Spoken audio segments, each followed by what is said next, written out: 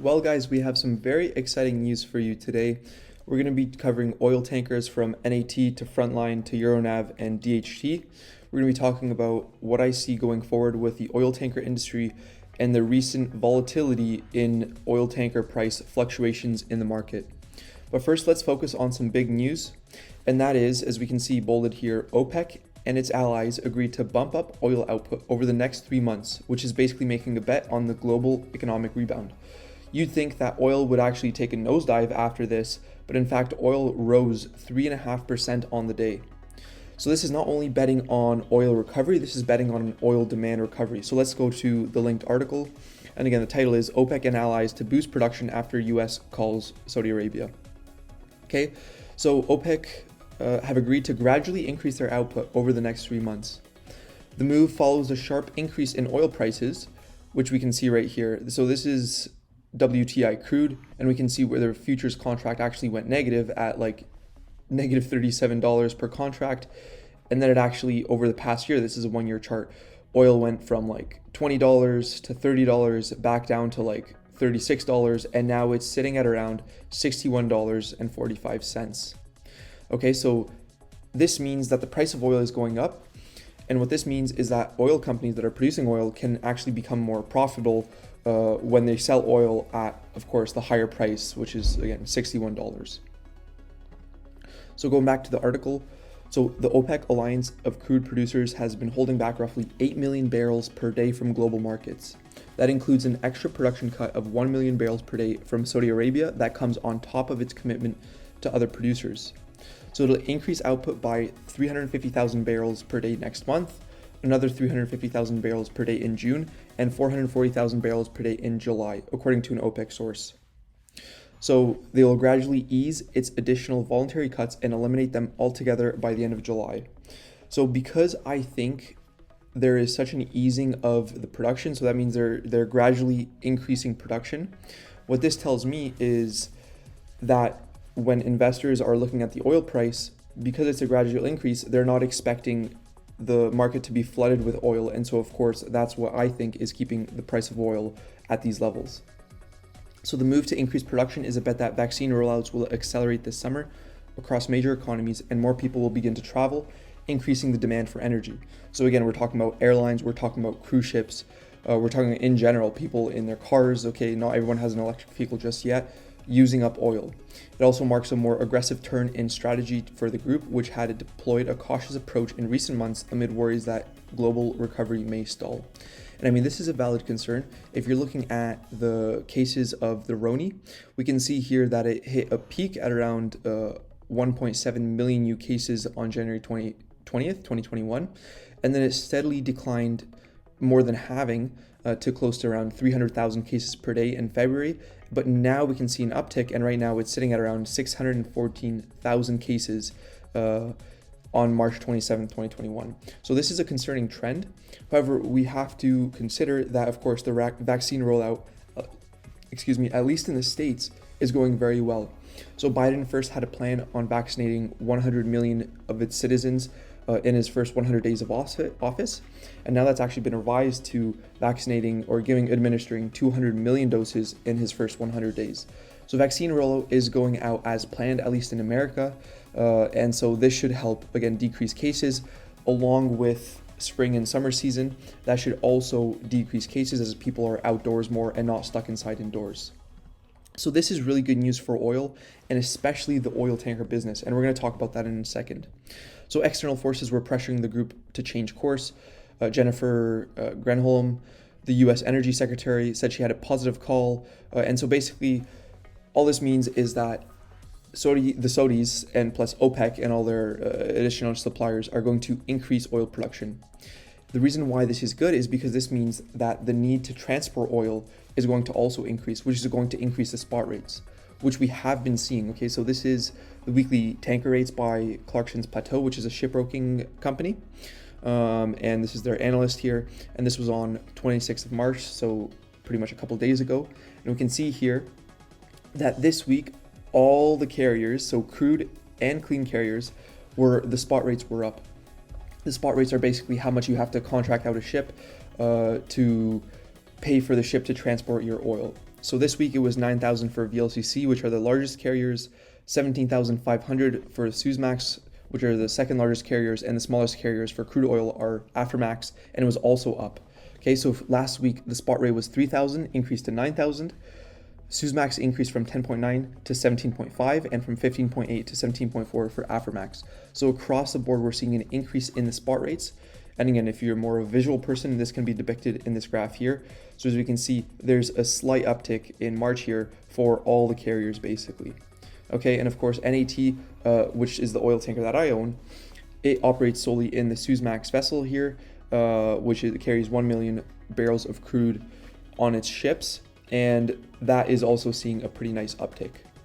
Okay, so all in all, I'm really liking where the tanker industry is going. Note that these rates are pretty volatile, so next week it could be like 15,000 or like 12,000 for Suezmax carriers, but that's okay. As long as the general trend is upwards, that's what I'm concerned about. So again, I see this as very, very bullish news. While we are already on this PowerPoint presentation, I just want to talk about more about the amount of tanker fleet that is currently being used for floating storage, and right now is 5.5%. So it's slowly inching downwards. I mean, a couple of weeks ago it was like 6.1%, and now we can see it's 5.5%. And so what that means is, to me, that means demand is going up because a lot more tankers are offloading their floating storage. And what caused a huge spike in the spot rates was a lot of these tankers, of course, being used as floating storage because they had companies had nowhere else to store their oil. So this decreasing trend combined with this increasing spot price tells me that while there's high demand for oil, there's also a high demand for tankers for transporting this oil because more tankers are being freed up as less of the oil is being stored just floating on their ships, okay, putting these ships out of commission. So that's really what I like to see. And again, let's just look at some numbers here. So tanker deliveries, a bit of an uptick here, but again, nothing too concerning. You want the tanker deliveries to be depressed because that means there's going to be less tankers in the market, pushing the spot rates up. And let's see here, tankers sold for recycling, again, kind of depressed, which is not what I like to see because less tankers sold for recycling means more tankers on the market. But again, nothing too concerning there. New orders of tankers. Now, this is a bullish sign for me. As we can see, the vast majority of the new orders of tankers that occurred in March of 2021 were VLCC carriers represented by this dark blue. And again, this is to me a bullish signal because it takes about 2 years to build and deliver a new tanker. So if companies are ordering tankers right now, that means they see a bullish signal for about 1 to 2 years into the future. Okay, so when they actually get these tankers. So again, I think that is a pretty positive signal to me overall. So again, thank you to Clarkson's Plateau for this wonderful diagrammatic depiction of the tanker market every single week. Let's take a look at what NAT and other oil tankers did. So there was a massive spike from Friday to Monday, and the reason for this was, of course, the Suez Canal blockage. So if you don't know about that recent event, you can check out my previous videos where I talk about how to trade this. And basically what happened was the Suez Canal, which is a major trading route, was blocked, and therefore it was putting a lot of these oil tankers out of commission. And basically like backed up and logged up. So what that means is if you take out a lot of the oil tankers, that means the supply of oil tanker decreases, which means the spot rates for those remaining oil tankers goes up. Okay, again, it's based on simple supply and demand. So there's more oil companies competing to transport their oil on these tanker ships, which means, of course, that the tanker rates rise. So we can see here the stock increased by like 13%. And then the Suez Canal actually, the ship actually ended up getting unstuck, and that actually caused a massive decline in the stock price by about 13%. Of course, I didn't buy or sell any shares during this time. I still own 350 shares, and I'm just collecting the dividend for now. As we can see over the week, it wasn't a great week, but we're only down 2.5% on NAT. On the month, however, it still is also up by about 7%. If we're looking at Frontline, a similar thing happened, although not as steep, but the drop down was still by about 11%. And on the week, we're down by about 6%, so kind of a steep drop there. And on the month, we're up by about 3%. Okay. And finally, if we're looking at Euronav, we can see we're down by about 0.75 on the week. So the least volatile stock I'd say out of all is Euronav, and on the month, we are up by about 1% on this stock.